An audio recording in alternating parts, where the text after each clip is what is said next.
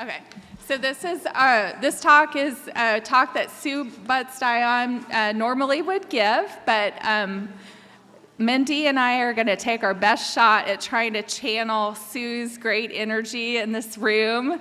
And so thank you for understanding, but I'm going to turn it. Wait.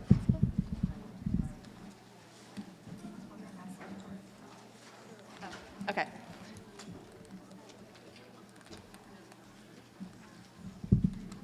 If you didn't hear, if you're just coming into the room, wanted to ask you to put the stickers that are on your table with your hospital's name, put one on each of your badges. That's your sim room for later. And then also at lunchtime, ask at the registration table if you need a half-price parking voucher for if you're here just for the day. Okay, now I'm going to turn it over to Mindy for this first part of the talk. Hi. All right. So I'm not Sue Butz-Dion like the slide says. She couldn't make it today. I'm Mindy Foster, and we're going to talk about the model for improvement, and we are going to have a fun game. We're going to make the PDSA cycle fun, and we're going to play a little game all together. So the model of improvement is kind of the foundation of what we're doing here. And this morning we've heard a lot of data. We've heard from our patient partners. You've all probably checked emails, read event reports, and you've got a lot going through your head. And what my point is, we have no shortage in things that we want to do and change and act on. So organizing those thoughts and what are we going to do next, and then how do we do it, that's kind of what we're talking about today, and we're going to use a fun game to break it down into small pieces. So the model of improvement is what we use for this collaborative, kind of as a basis of our change. So thinking through that, let's see, here we go. So it's a very simple model, but also very robust at the same time. And that's why we really like it. That's why we've chosen it, because of its simplicity. So there's really three simple questions that you start with when you're talking about the model for improvement. So the first question is, what are we trying to accomplish? Like, what are we doing here? What is the point of all of this? It's like the GPS in your car. It's giving us direction, right? It's not letting us just drive aimlessly. What are we doing? What are we actually trying to accomplish here? So that's question number one. Question number two is, how will we know that a change is an improvement? So the point of the collaborative is about improving care. It's not about measuring. It's not about getting bogged down in the measurements. However, how do we know what we're doing is making change if we don't measure it? So the measurement piece is very, very important. It's not why we're doing it, but we really need to measure it to see if we're making change. So I'll make a shameless plug again for the second time today that there is a data session tomorrow morning at 7 prior to this. So a lot of us will be there for you to come and ask your measurement and your data questions. So it's an open forum. We've got some content planned for you, but we really want you to bring your data questions and let us know where you're struggling. So how do we measure it? So how do we know that a change is an improvement? That's question number two. And the third question is, what changes can we make that will result in improvement? So, again, what changes can we make? And that's where I go back to all the things that are rattling around in your head this morning. So many changes. Luckily, we've got TexasAIM initiatives, you have your hospital initiatives, we have state initiatives. Otherwise, we've got all kinds of initiatives that, we're not short on anything that we need to change. So we're lucky for that. Turn that into a positive. So the PDSA cycle is really the foundation for this. We've been over it every collaborative. We all know about the PDSA cycle by now, so plan, do, study, and act. But really, it's the engine that is driving the change and the model for improvement. So it's kind of where we lie within the foundation. So it's what's driving our testing and our learning within our hospitals and within our facilities. Okay, so this is where we're going to take the PDSA cycle and make it fun. So there's a couple of rules for our game. So we're going to play Wordle together, but we're not going to play it like you all played it this morning with your own account. It's going to be team Wordle. So your whole table is going to play together. And so in order for you all to play together, you really can only guess one word at a time because we're going to stop and we're going to have actions in between our next guesses, okay? So you're going to miss the point if you just blow through all 5. We know you can, but just we ask that you don't so that you get the point of the exercise. So let's do Wordle together. Let's have some fun here. Okay, so in case you don't know what Wordle is or you're not sure, so it's the New York Times game, and there's only 2 rules to the game. So it has to be a 5-letter word, and it has to be a valid word, and they describe that as being plucked from the English dictionary. So that's how Wordle describes what they're doing. Okay, so a few things that we're going to talk about here when how do we make Wordle relate that to the PDSA cycle. So if you look here, this is an example of one that I did. So ghost was my first guess at the top. And so my plan was to use a word that had 5 different letters in it, just 5 different letters, and to find a word that had some commonly used letters like S and T, and kind of get those out of the way. So I predicted that if I used 5 different letters that I would get at least one right. So you can see the green T, I got the T correct. So then I'm like, okay, well, I'm gonna try it again. O is not the vowel, so I'm gonna try at least 2 other vowels. So come up with the word pleat. So that was, I predicted that an E or an A would be in the next word. And then thinking through P and L, those are really common words. So I just didn't just plug in another word. I really kind of thought through, made some predictions. Surely if there's no O, there's an E or an A in the word.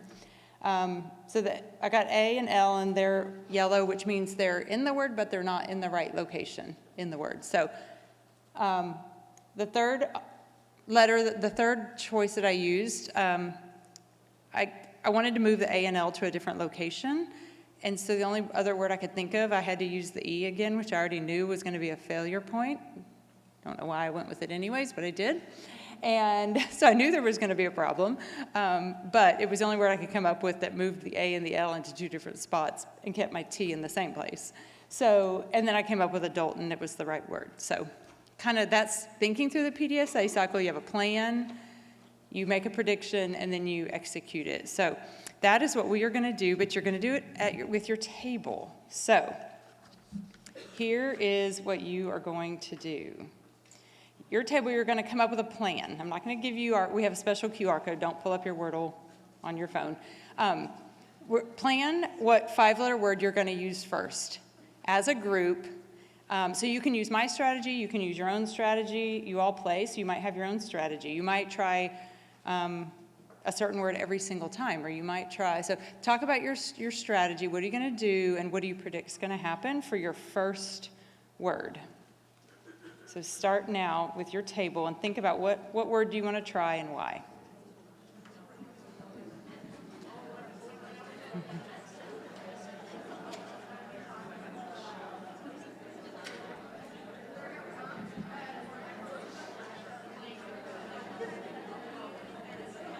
How long?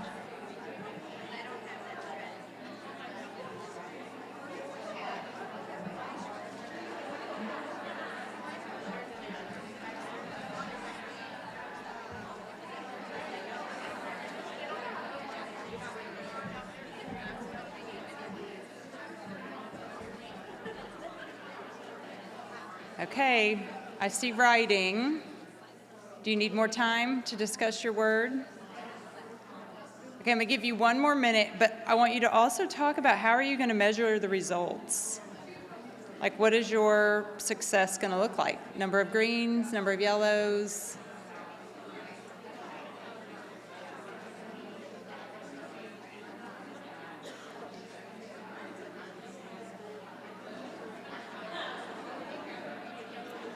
Okay, we have a couple people walking around. I see Jenny in the back, a couple of the faculty members. If you have questions, just reach out and ask them if you need help, because now we're going to go to the second step, where you're going to go to the link, and you're going to enter your first word. But remember, stop. We know you can all blow through the game. We know you know how to play, but really take the steps with us and go through the planning phases. So, did your test go as planned when you enter your word? And did anything happen that wasn't part of your plan? Oh, the QR code's not there. Okay, so the QR code's not on here, so curveball, but you can type in the my Wordle, sorry, just type in the code there. Is it gonna work? Come up with our word?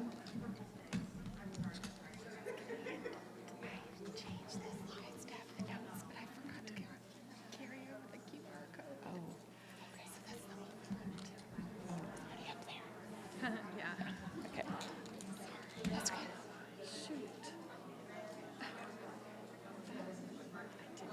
Is it working? Can you pull it up? Okay, good. Okay, so raise your hand if you've entered. Oh, wait a little bit. Okay, we're still working on it. They're still putting it in. They're still getting in. Sorry. Are they playing a random word? No. No. Is it asking you for a random word? Oh, play a random word. It's fine. Oh, goodness. That's fine. They can play a random word. Yeah, play a random word. The results are the same if you play a, you know. That was the link to set up a word.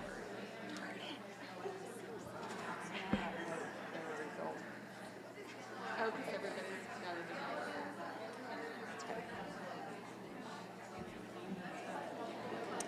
it. Jenny, do we still need more time? Okay, we're going to wait.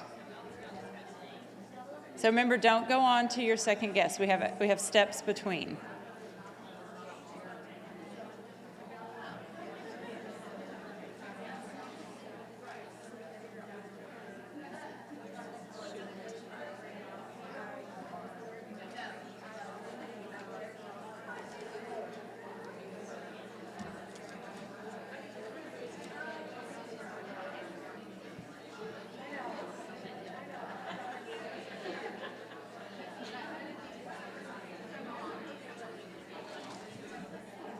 How about this side of the room? Give me a thumbs up if you're good to go. Each table, good, good, good. You're good. Front table, are y'all good to go? Did you get it? Okay. Okay, I think we're moving on. Most people have it. So, all right, so now I'm going to call on somebody. So everybody, look up here. So what, did your test go as planned? Who got some measurement of success and what was it? Somebody share with us. Okay, back table.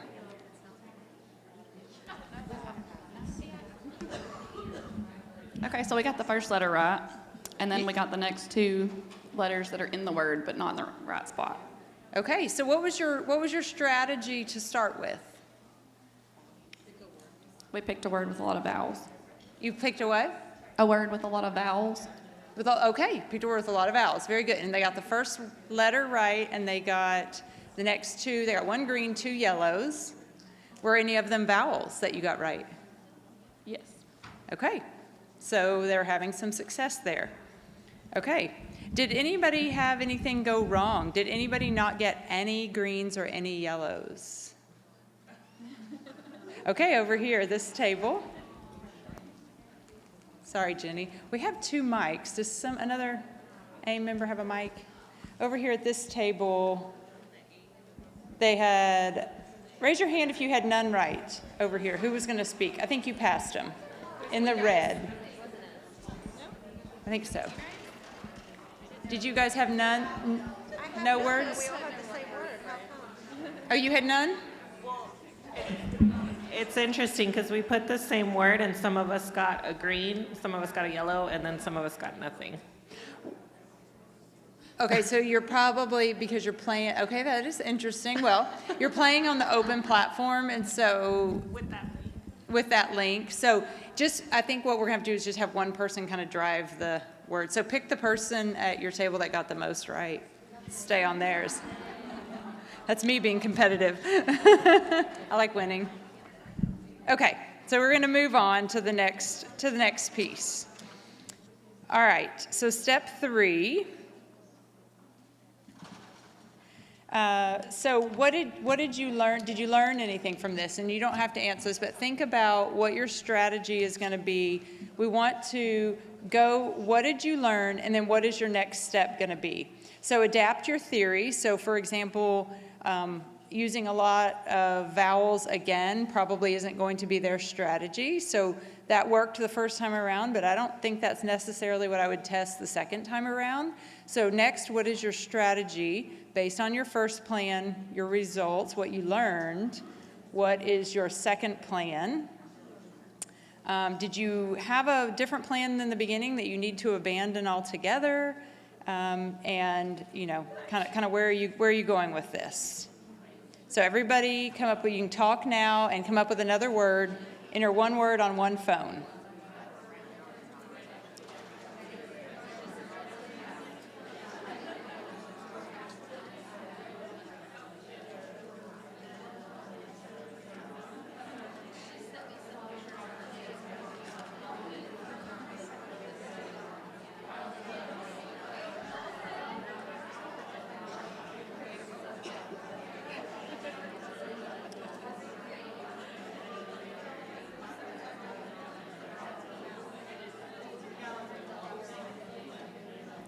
Remember to discuss what will success look like. So what are you hoping will happen? How many greens, how many yellows are you hoping for or thinking you might get? So make a prediction.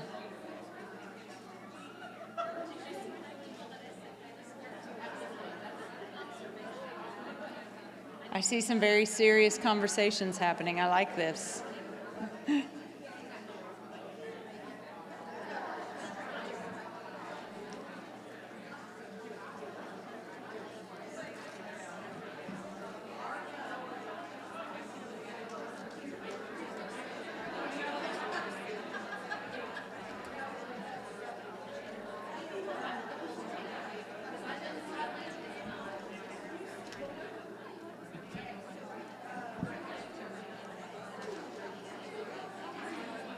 When you have entered your second word into the app, one person at your table raise your hand.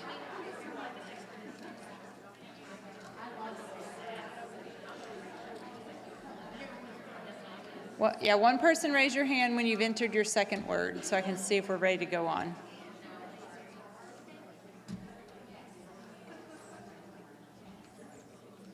Okay.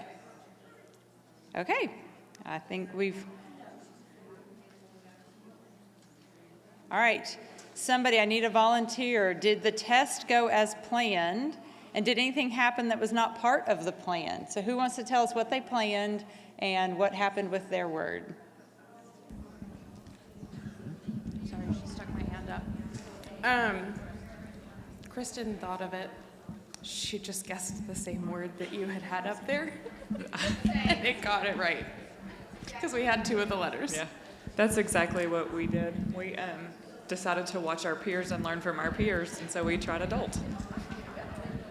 So you learned from your peers and you got a letter right. So you heard what someone else had a letter in the right space? Yeah, I did. Yeah, up on the screen. So if you're playing, if you didn't get into a random assignment, one of the words was on the screen. So that's a perfect, I love that. So it's perfect because that's why we're here, right? We're here to learn from our peers. We're all doing this same work. And just because I figured out the word, that's great. You figure out the word too, right? So I'm not going to tell you what the word is because some of you are playing in the app alone. So that was perfect. So they predicted the word might have been on the table, or they figured out like, hey, she had that word up there. I'm going to use that same word and see if it works for my app. And for some of you, it did. For others of you, raise your hand if you haven't figured out your word yet, if you're playing in the random. Okay, so a few of you haven't figured out the word. So I'm going to go, we're going to not repeat. I want you to keep going. I'm going to give you 2 more minutes at your table, and we want you to just plow through the rest of the game if you haven't solved it yet. So keep going and work together as a team, come up with new strategies, and solve your words.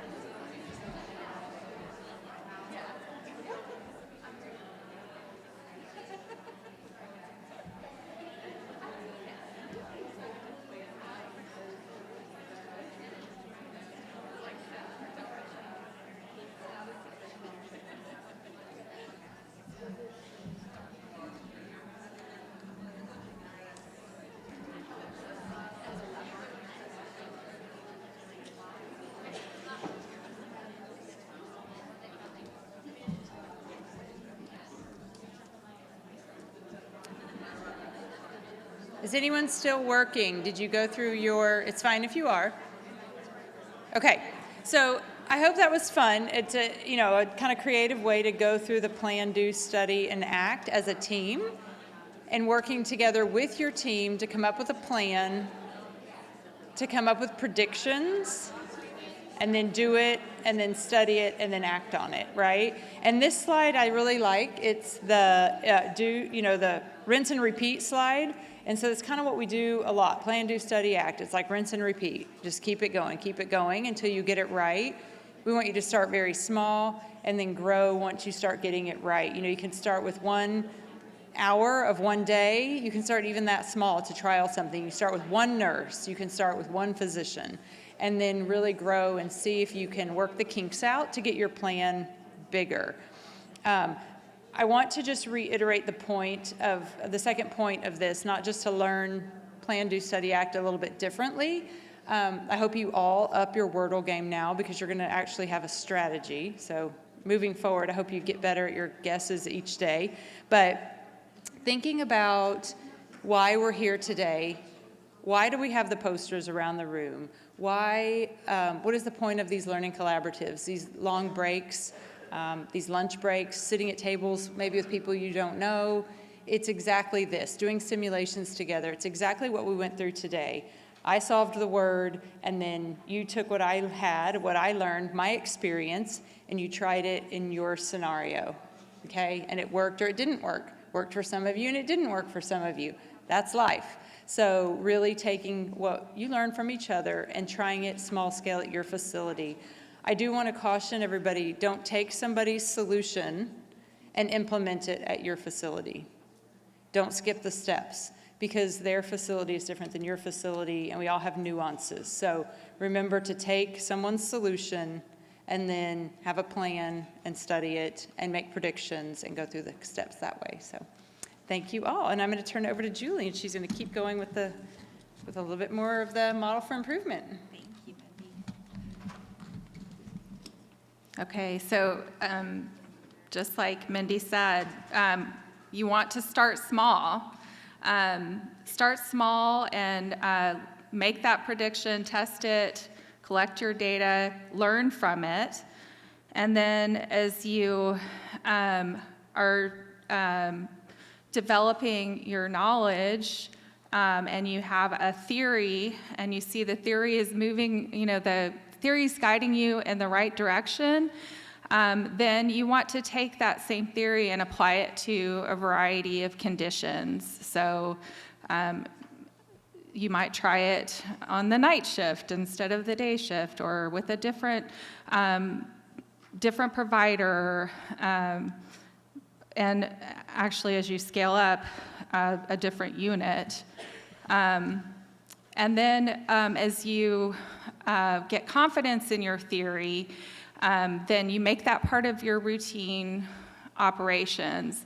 As it's working in a variety of conditions, then you can start to hardwire it and implementing it. And then, I'm going the wrong way. So then you also then need to sustain that and then spread it to other locations. So it worked on your unit.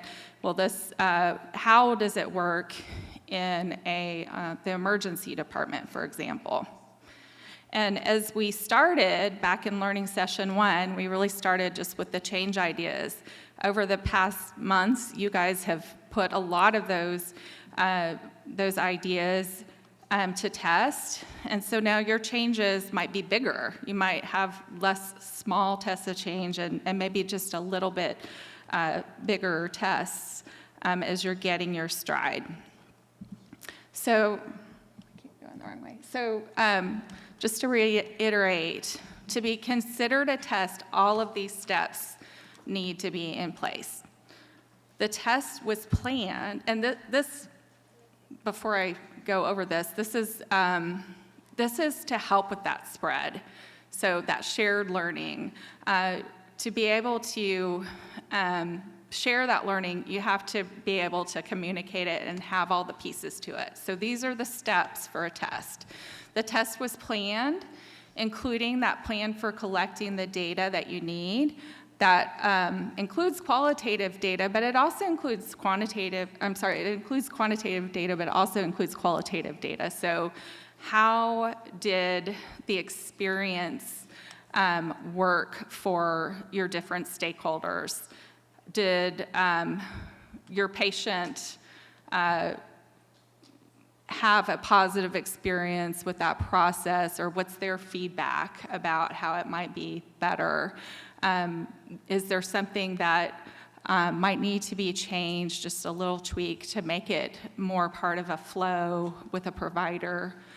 The test includes a theory and a prediction. So this step might get skipped sometimes, but as you think about what you will be testing, what do you expect to happen? And then using those data pieces, did what you predict happen? And that can really help point your way for the next step of your testing. Channeling Sue here, there's no such thing as a bad test if you have all of these pieces. So even if it didn't go the way you wanted it to go or thought it would go, you're still learning. And if you're learning, then that is a good test. You've got the time. It doesn't necessarily have to be a lot of time, but time set aside to analyze the data and study the results. Did the data show that the change resulted in the direction of improvement that you thought? And if so, then how do you test that again and scale that up? And then based on what you've learned, you take action on it for the next test. So for the different parts of the PDSA, when you're thinking about your plan, and you'll have an opportunity to think about the tests you want to try in your unit and your hospital a little bit later during team time. But as you're thinking about the plan that you're coming up with, these are the questions you'll want to ask. What was the question that you had? I am wondering if. And then based on that question, what was the test that you want to put in place? Thinking about all of the different pieces of that, the who, what, when, and where. You want to think big about your ultimate outcome, but you want to start small. What's one thing you can try with one patient, one provider, in one encounter before scaling that up to a day, a week, all the time? What did you predict would happen? How did you measure the success of the test? And what tasks do you need to do to prepare it? So what are all the steps that need to happen before you can put that test into place? And then comes the learning part, the do. So putting that test into action. And then the study, what happened? Did the test go as planned? What happened that wasn't part of the plan? And that's learning that you can then apply to your next test. And how did what happened compare with your prediction? Based on your study, you planned what you will do next, based on what you learned. So you adapt, adopt, or abandon, and then develop your next test. You want to try your strategy in a variety of different circumstances before you implement.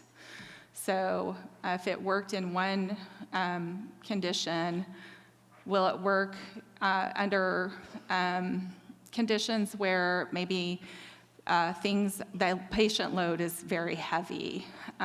Will it work with your resistors or your late adopters? So trying that out with each one of those and then scaling up for the number of patients, number of days, number of staff, et cetera. So this is actually Quirtle, which is where you have to solve 5 words. Again, dream big, but start small, perfect your form, grow bigger. Meetings are important, but we learn more from trying things safely in the real world than iterating in meetings. So it doesn't have to take a lot of planning. If, as Sue would said, it doesn't harm the hair on the head of a patient, there's no bad test. If somebody has an idea, and even if there's not a lot of buy-in for that idea, you can put that test in practice, small scale, see how it goes, and what you learn from it to design your next test. So how do you know whether you're ready to move testing into implementation? If data over time shows that change leads to an improvement, the change has been tested under that wide range of conditions, and your team understands the costs and side effects of the change, and that risks are minimal. So back to that do no harm piece. Sue has a story about this picture involving her son pulling an airplane. But she says, this is like pulling a plane. Small tests get the momentum going, and then it's hard to stop. So how do you know whether to test small or large? You can think about these different factors. First of all, what's the degree of belief? Are people completely on board with the idea? There's high degree of belief that the change idea will lead to improvement, or are people not sure or skeptical even? What's the cost of failure? And this goes back to that risk piece too. If there is a potential for harm, or if there's a potential for other kinds of failure, like people shutting down, to being open to that change in the future, or any kind of risk that might impact your ability to move forward successfully. And then what's that level of commitment? Resistance, which might be related to degree of belief or being entrenched in the way that we do things, but it also might be things like being stretched, busy, not having time, those kinds of things. So in those instances, you'd want to start small, because you can do a test really quickly without a lot of commitment and learn from that to build. If you've got strong degree of belief, low cost of failure, strong commitment, then you might not need to test at all if you are already at that point, or maybe you've done a lot of tests to get you to that point. And that's when you know that you're ready to implement. So during team time later, you have a worksheet in your folders that you can use to think about implementation. And these are the kinds of things that you need to consider to help you plan for implementation, including communication and education, standardizing your policies and procedures and processes, and then having the right resources, the hard and the soft resources, including your supplies, your equipment, but also your people, your human resources, and the pieces in place to keep people engaged in the work. And then ongoing measurement. So once you've implemented, you might not need to measure as frequently, but you still need to measure because you want to make sure that you're headed in the right direction, see if there's changes and that it really is standardized and hardwired, or where there's opportunities for continued improvement. So in the time that we have left, which is not much time right now, I want to orient you to, in your folders, you have an assessment sheet for your driver diagram. And then each team on your table has a big old driver diagram. So you'll have time now to get started on this, and then also during team time later today to take some time as a team to talk through where you are with the different components of the driver diagram. And think about what stage of testing you might need to be at for those different areas. So if you have additional questions and need more testing, are you ready to implement? And have you implemented, but maybe you implemented too quickly and you need to go back up and test a few more things? Or is it fully in place and you're sustaining and you just need to continue to monitor it but not put a lot of effort into ongoing testing? So you'll use a scale of 1 to 4 to look at the different bundle components. And 1 is that no or limited work is done in that area and there's additional room for testing changes. So that's a good spot to use those small tests of change. Maybe you've tested multiple ideas and you're ready to consider moving to implementation or to larger tests or tests under different conditions. And then if you have implemented the change in an area and you want to sustain the improvements, are there things that you need to be putting in place to help with sustainability? So we have until 11 o'clock for that, and then again sometime this afternoon. All right, I know y'all just got started with that, but we're glad that you got started with it. And we'll continue that again, this afternoon in team time, but now we're gonna shift gears and I'm gonna call Dr. Shad Deering to the stage.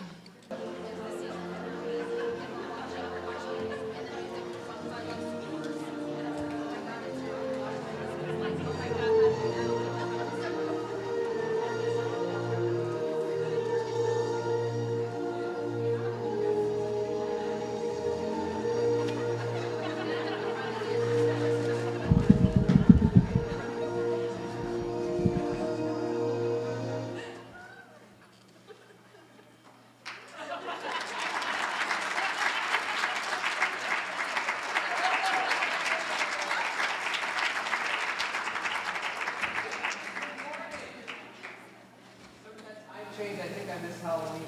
And then the fog and everything else. How are you guys doing? So actually the real reason I put that on is because it is freezing cold over there.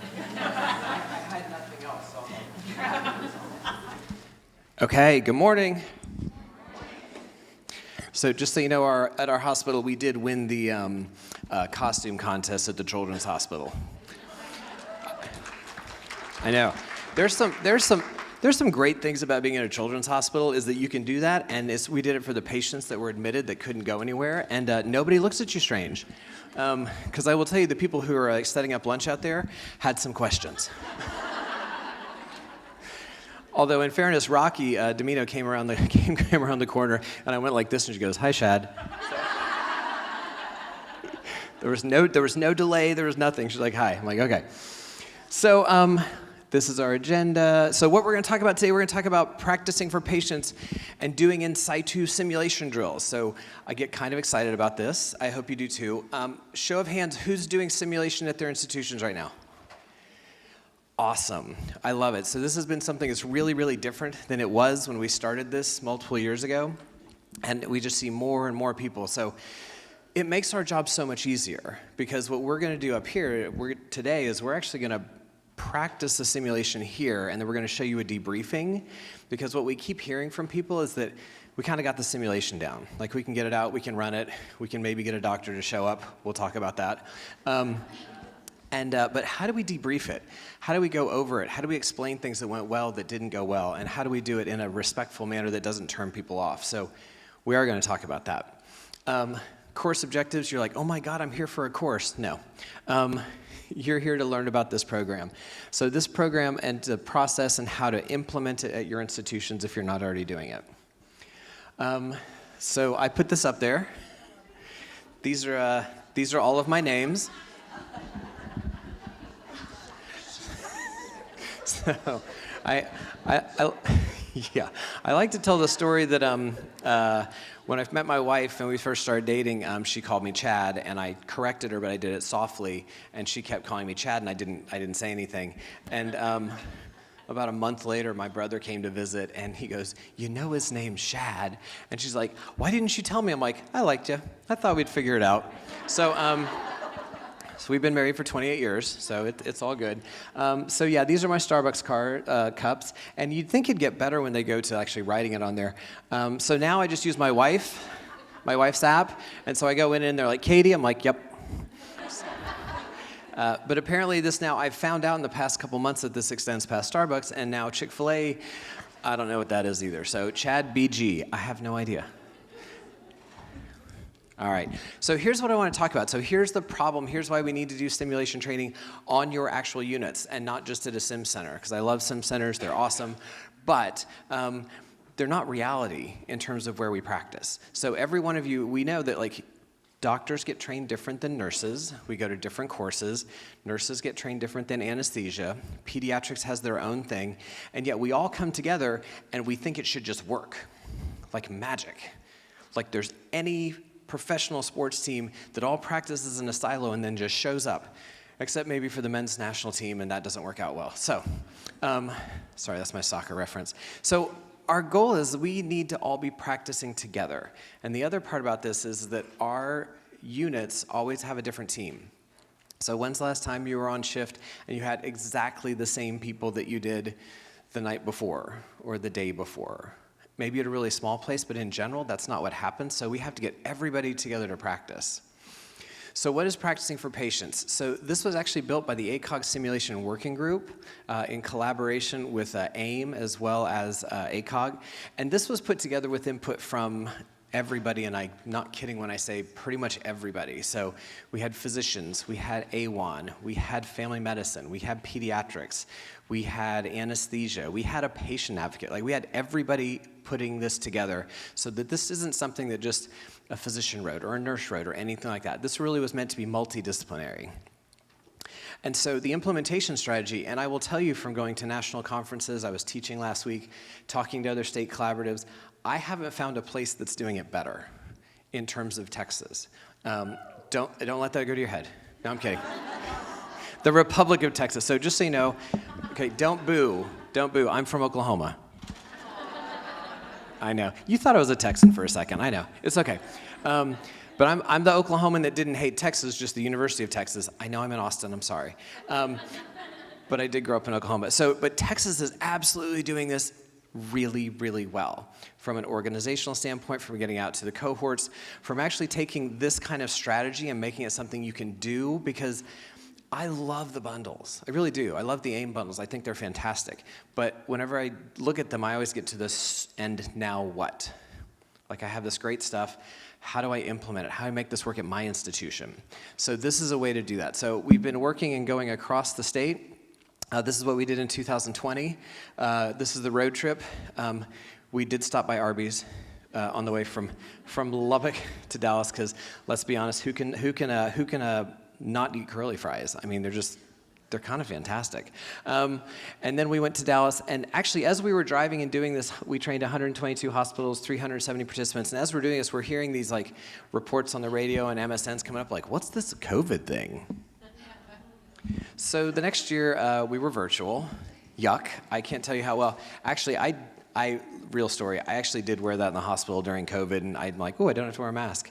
And it gets really hot, but it worked in a children's hospital for a little bit. So we went virtual. So we actually did this. We trained more people, fewer institutions. So we did hypertension virtually. The reason we brought this back, because we decided it was time for a reboot, is virtual is not the same. I mean, it's just not. I mean, it's convenient, it's all that stuff, but it's not the same as actually getting to do this in person and see and talk and actually interact. So we're also adding in the social drivers and determinants of health. And then the other thing that we found is we really need to be talking about emergency departments, because the feedback that we're getting from people is like, hey, we're figuring this out on labor and delivery, we feel good.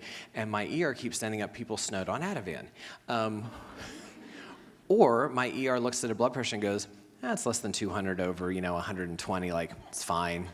That doesn't scare them. It doesn't scare them.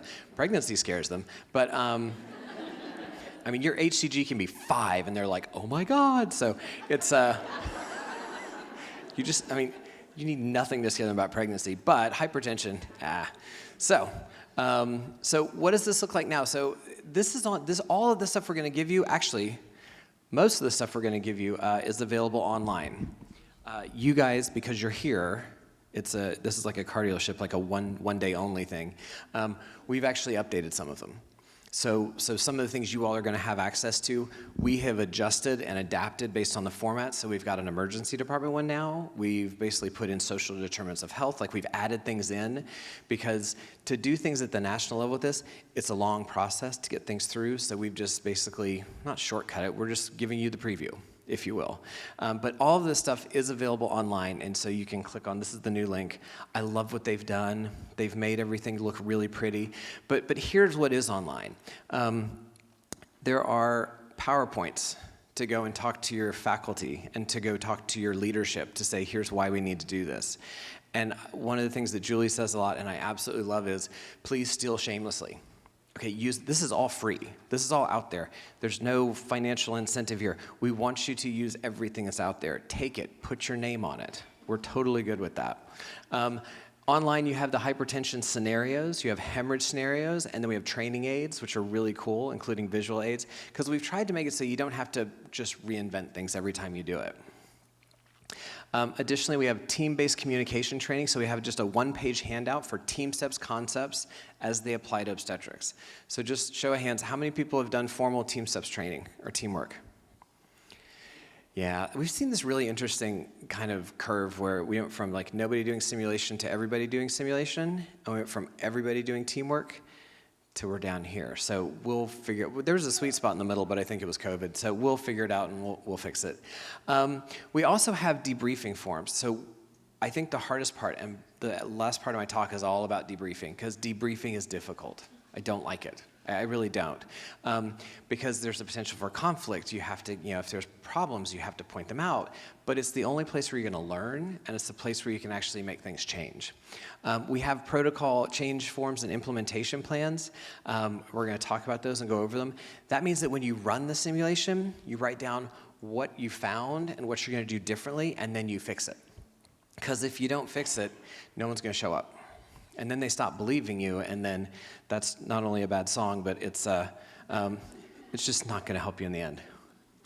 All right, there's also videos online. So one of the challenges I have is if somebody hands me a simulation, I read it, and I'm like, I have no idea what this is actually going to happen when I run it. Like, I just don't. And every time I run it, it goes different.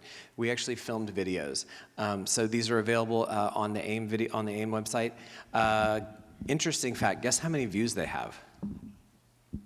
Take a guess. How many? Just a guess. It's okay, just a guess. 400. Oh my gosh. We're not that bad.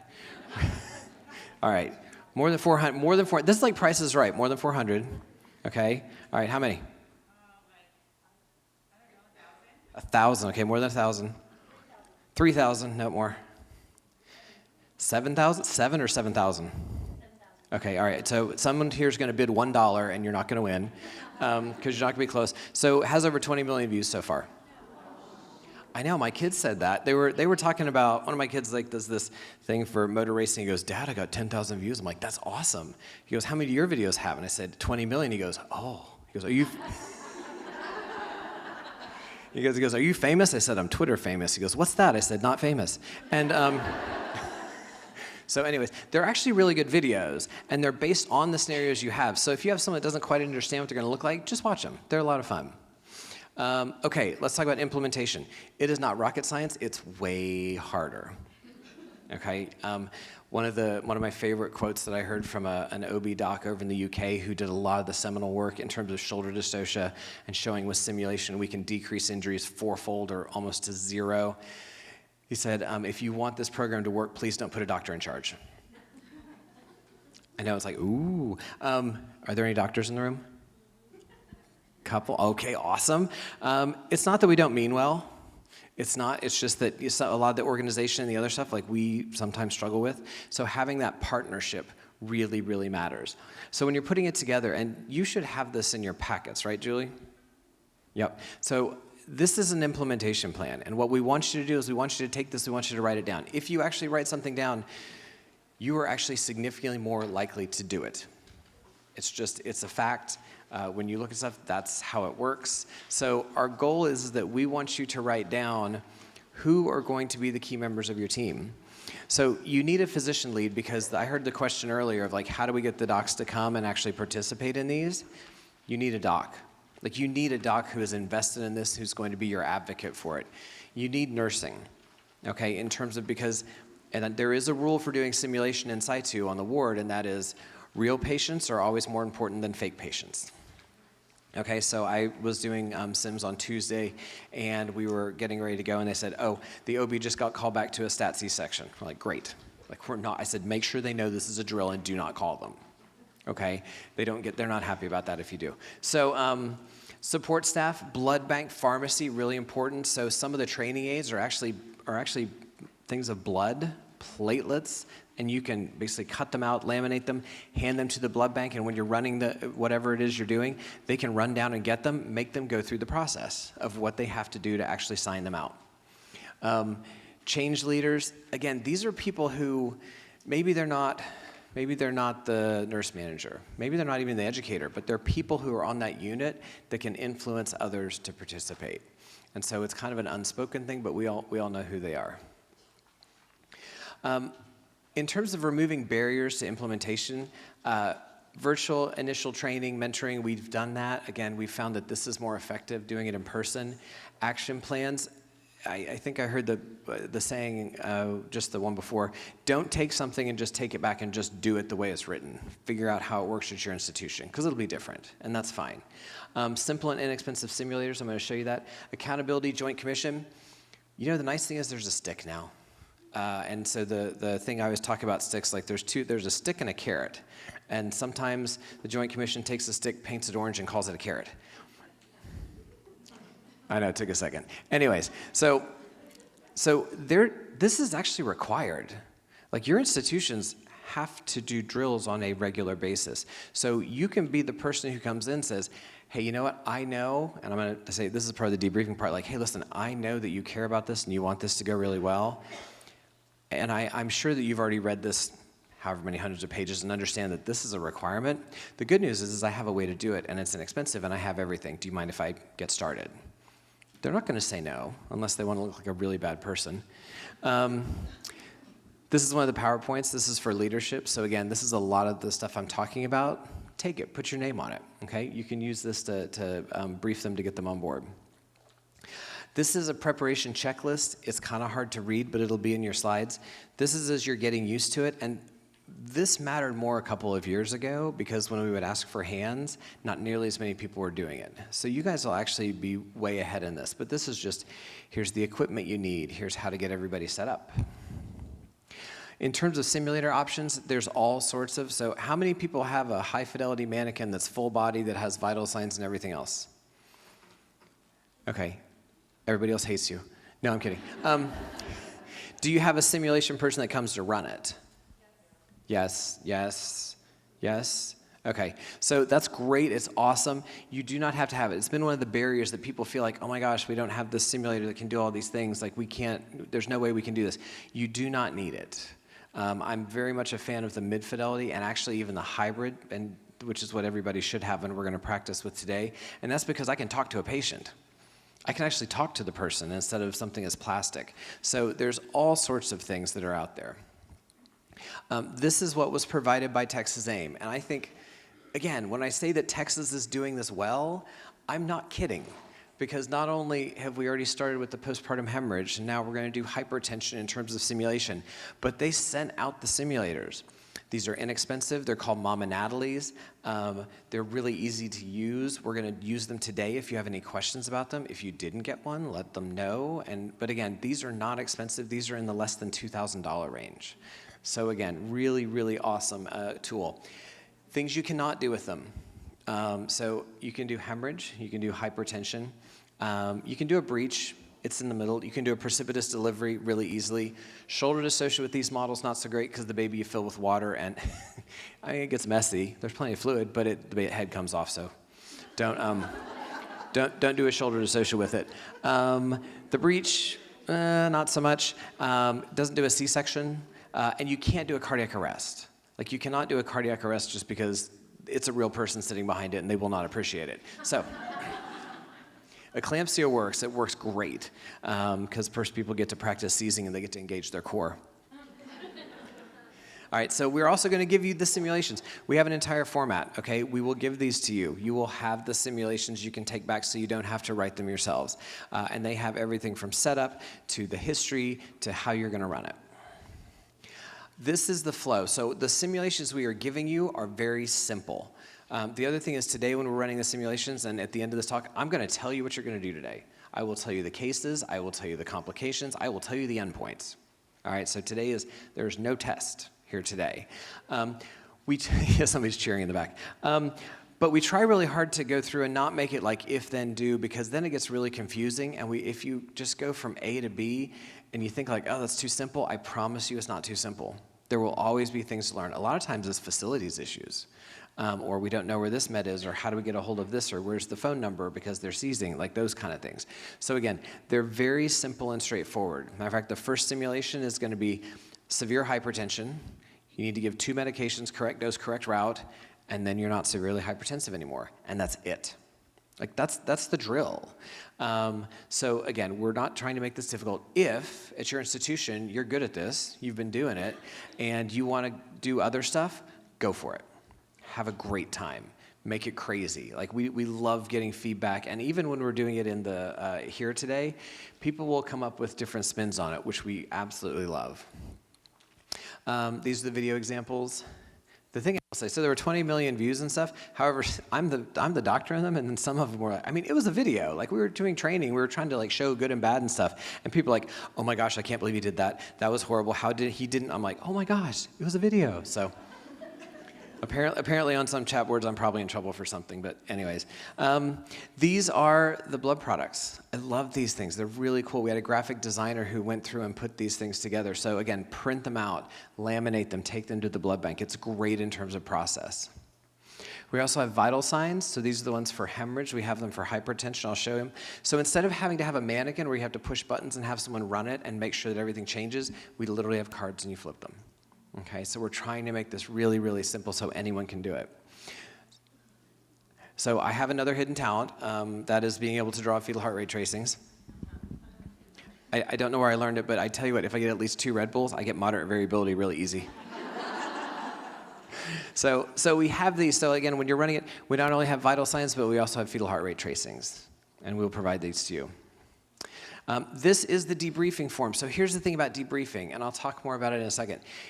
This is the checklist to go through in terms of debriefing. The beginning of it is really more about unit things and basically talking about preeclampsia, hypertension, risk factors, stuff like that. And then you get into the actual medical care. We're going to give you a checklist because from a debriefing standpoint, like there are a million different ways to debrief. There are entire 5-day courses. Harvard teaches a 5-day course on debriefing. It's exhausting. You're emotionally drained at the end. Like it's actually a lot. I like this because I call it a reflective checklist. So you have a checklist, and as you're going through it, when there's things you need to address, you take the time and go over them. But it does 2 things. Number 1, you don't miss anything. So there's no steps that you miss in terms of care or anything like that. And number 2, it's non-judgmental in the sense that, hey guys, we're going to go over the care checklist. Not, okay, what do we do well? What do we do poorly? And then you're looking at that one person, they're like, oh. So again, the goal is like, it's non-judgmental. You're not pointing at people like, hey, we're gonna go over the checklist. Okay, give them the checklist before. It doesn't matter, okay? They can know what's going on. This is the second page, which actually gets into the eclampsia. And then at the end, you'll see we always have teamwork and communication.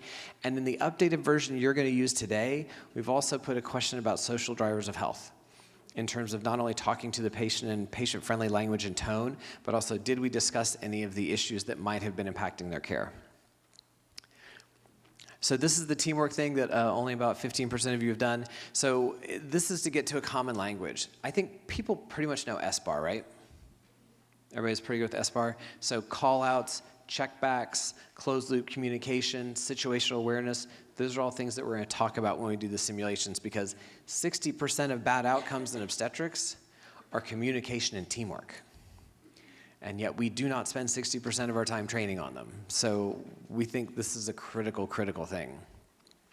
This is, so when I was doing a course, we were actually doing an instructor's course this last week, and one of my instructors, her name's Meredith Bersner, she's a doc out in Pennsylvania, she said, this is my absolute favorite thing, because she says she actually takes these. So when you do a simulation, this is what you do at the end, which is, here's what we've identified, here's our solutions to fix it, and then at the bottom it's, who's going to fix it, and then you keep track of when you fixed it, and then when did you distribute all of that. And she does something, I told her, I said, Meredith, I'm totally stealing this. So she keeps what she calls a win book. I'm like, a win book? It's like a folder or whatever. Every time she does it, and they do this, and they fix something, she keeps track of it. And not only does she let the unit know, but when administration comes and she's like, hey, I need blank, or what have we done about blank? She goes, well, let me show you. And she just opens it up and she has data. She goes, oh, well, over the last year, here's the things we found, here's what we've identified, here's what we fixed. It's fantastic.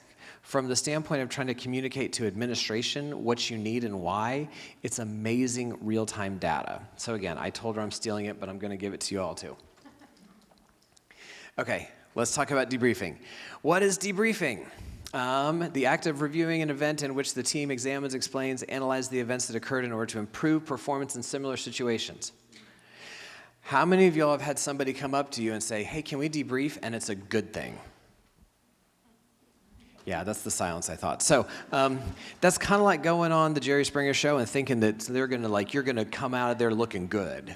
Like, if you get invited to be a guest on the Jerry Springer show, there's probably something in your closet that, you know, some skeleton in your closet that's going to come out and it's not going to go well. So again, when we say debrief, it's never a good connotation. So here's another definition that I like. This is from Google. It says, to question someone, especially a soldier or a spy, about a completed mission or undertaking. Together they debriefed. I'm like, yeah, that's what it feels like. Like, I don't like it. I actually don't like it. It doesn't make me feel good. It makes it say it's conflict. It's all this stuff. But again, I don't like the word debriefing. But the problem is we only do it after bad things. And so there's a negative connotation to it. So part of that in fixing it is like, let's debrief after everything. So if it's good, bad, otherwise, because it's an opportunity to improve. So why do we debrief? We want to clarify, we want to improve, influence, motivate, and reward.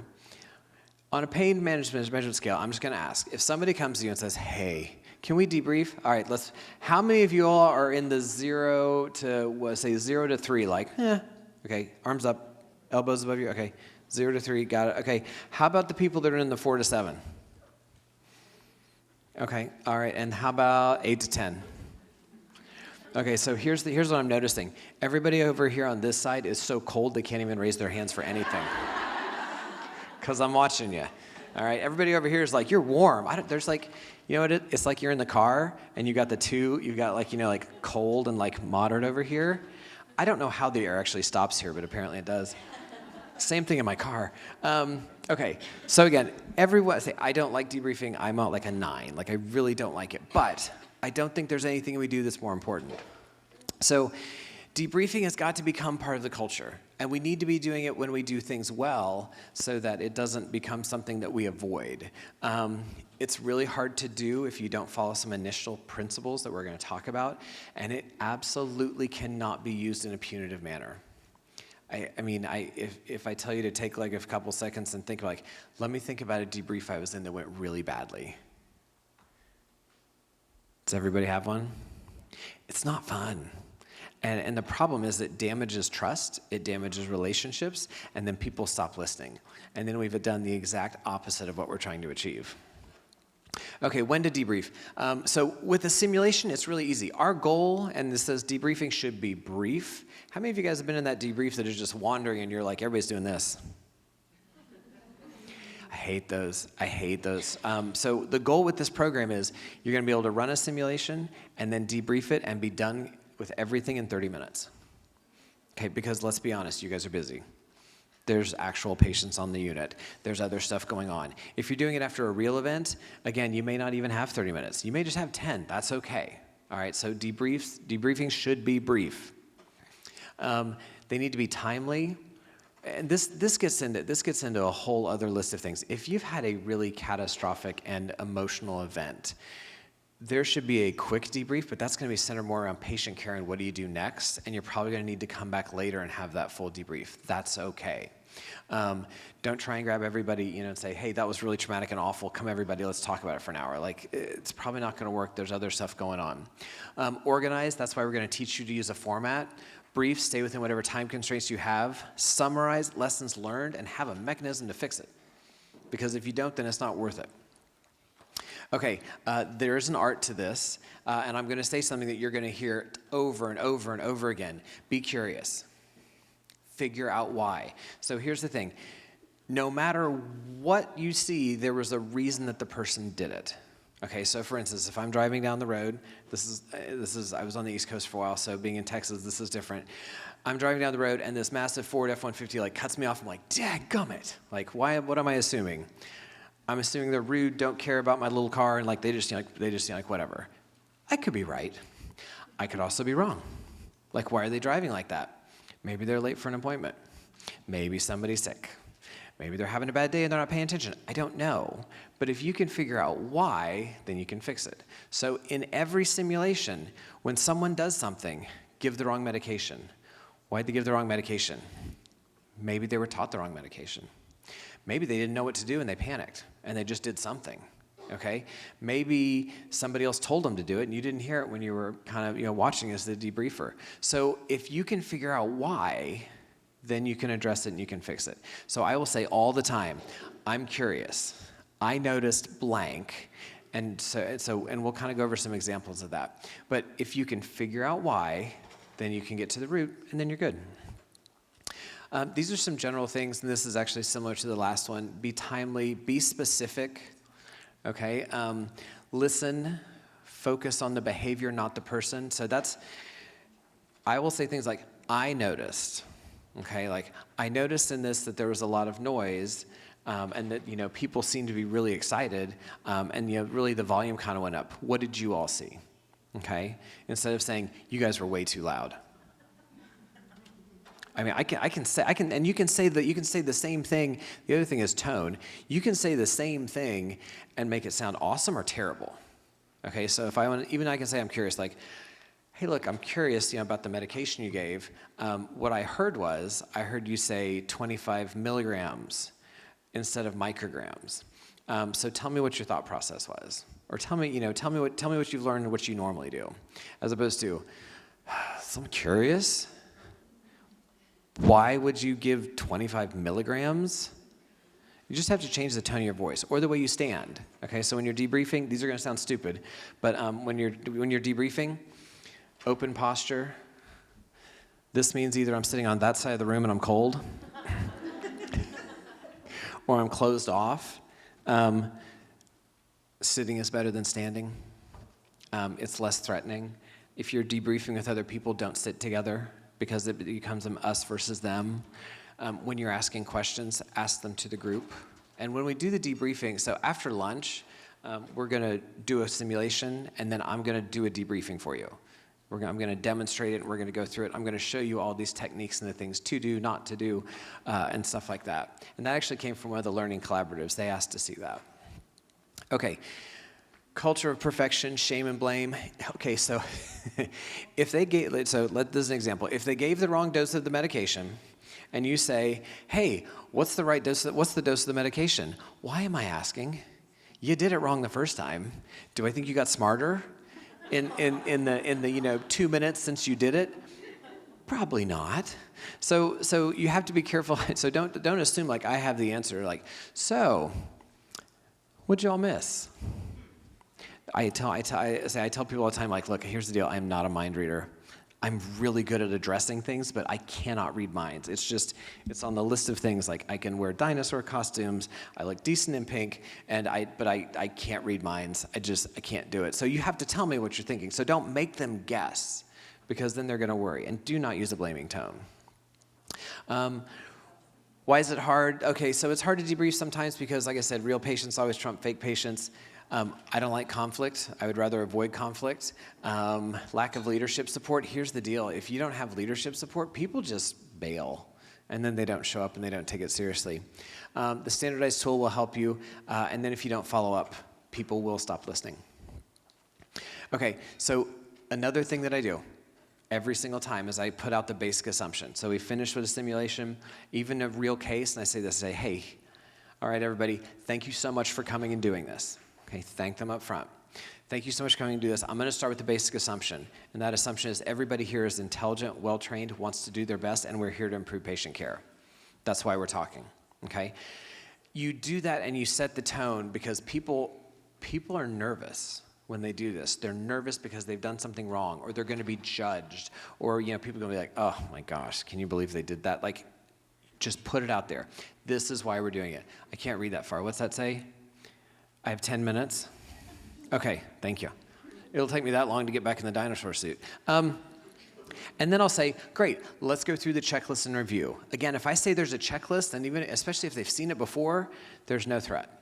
Okay, I'm going through the checklist. I'm not going on a hunt to find people that did things wrong. You can discuss things that went well, could be improved. That's totally fine. I think we did a really good job doing blank. When you're going through the checklist, there are some things I'm going to tell you not to do. Don't take the checklist and just read it like, okay, do we have this on the unit? Yeah. Do we have this? Yeah. Did we call for assistance? Yeah.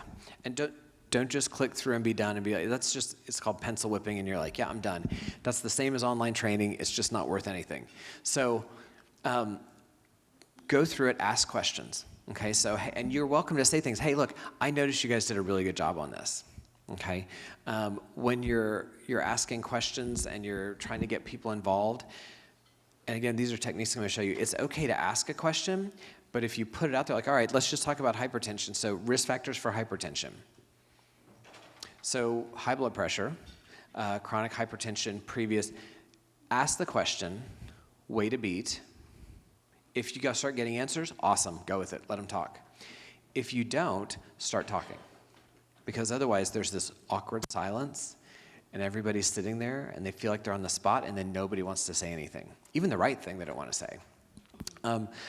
Discuss things that went well, could be improved. You need to have that list. And then again, list of items to address and who's going to do it. Because if you just write it down and you don't have anybody assigned, then who knows what's going to happen. This is the form again, okay, for the debriefing form. You're all going to have copies of this, and we're going to practice with it this afternoon. And this is the change form. Again, Dr. Bursner's her favorite form in the world, she told me. So this is what it's going to look like. When we break up this afternoon, you're going to break you up into different rooms, and you're going to have 2 groups in that room. And what you're going to do is that one group is going to basically run the simulation. So we're going to give everything to you, and then facilitators are going to help you. You're going to actually run the sim. The other group is going to participate say they were at the hospital and like, hey, we're training you. They're going to come in, they're going to participate. And then the group that is running it is going to debrief. And then your facilitators will help you walk through that debrief. After we have 2 rounds of it, correct? So we are going to switch your rooms because we want you to see different debriefers because people will do things differently. We're going to be in one room for 2 sims? Okay. Oh, that's because we're doing the practice one. Okay. So this is the update that we put in last time. After lunch, we're going to basically orient you to the simulator.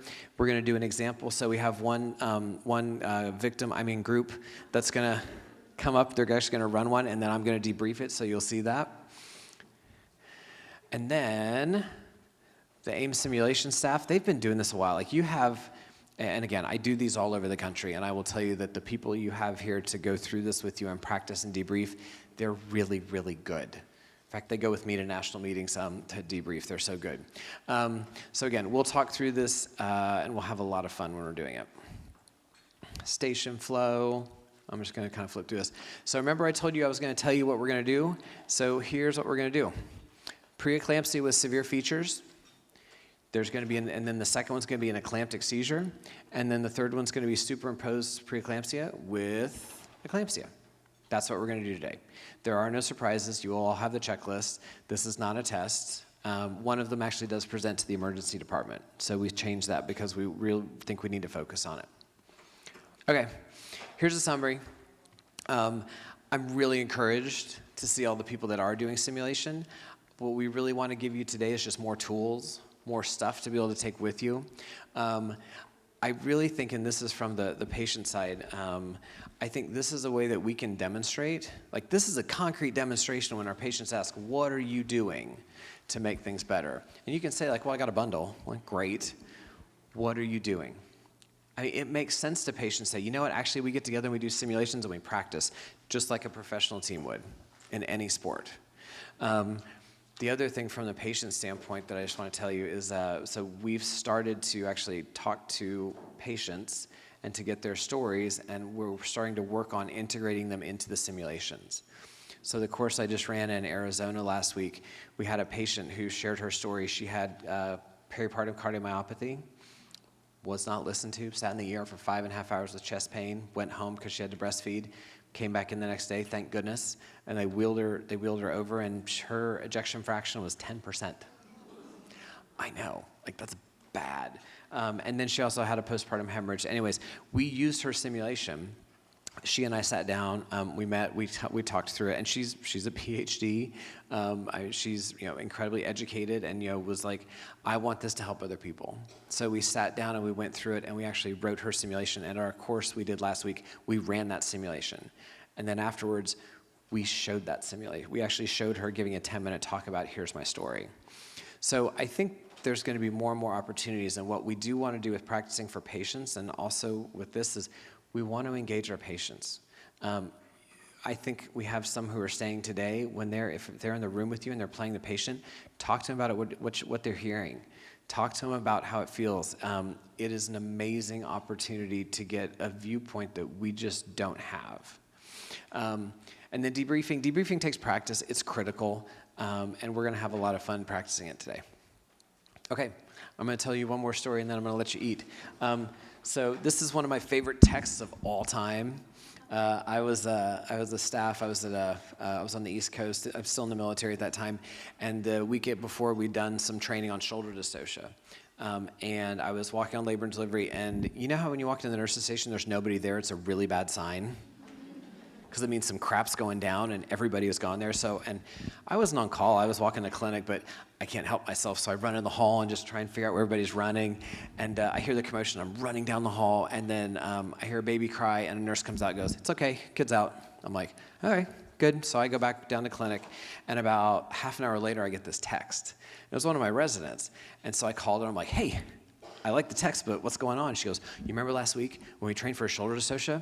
I said, "Yeah." She goes, "So we had one just like 30 minutes ago." I'm like, "Oh yeah, I was down walking down the hall." She goes, "Yeah." So the attending was struggling and they couldn't get the arm out, and I said, "Hey, can I try?" And they said, "Yeah." And I went in, and I got the posterior arm out, and the kid came out like that. And she goes, and I knew exactly what to do. And I love that. Like I absolutely love that. So again, I do get a little bit excited about this, but when you run this drill, when you run these drills on your labor and delivery, and you fix something, whether it's facilities issues or communication or just knowledge, and then you see it work in real time an hour later, a day later, a week later, it just changes things. And it's one of those things like this is something that we can actually impact on a daily basis. Okay, so thank you very much for taking your time. I think we're going to eat now. These are, as I said, we love the TexasAIM. We love to help. Okay, these are my real phone number. This is my real phone number. It's not a fake one. These are my real emails. I do answer them. So if you have questions, ideas, thoughts about how we can better implement this stuff, please let us know. Okay, we really do care about it, and we really do want to know. And with that, how are we gonna organize these people for lunch? Should we let the coldest people go first? Oh, she's got a microphone. Okay, so we've got two lunch lines, two buffet lines. So I think if you go out either side of the room, there's a buffet line, and so you can make your way there. And we have until 12:30. All right, everybody, we will see you then.